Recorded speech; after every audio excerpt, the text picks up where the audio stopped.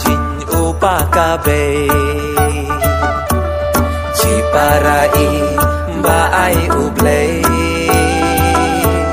chi para to im ken mau ble chi para to im ruti ble to ja im son dam che ja kon ken dong ti dam che ja ni chi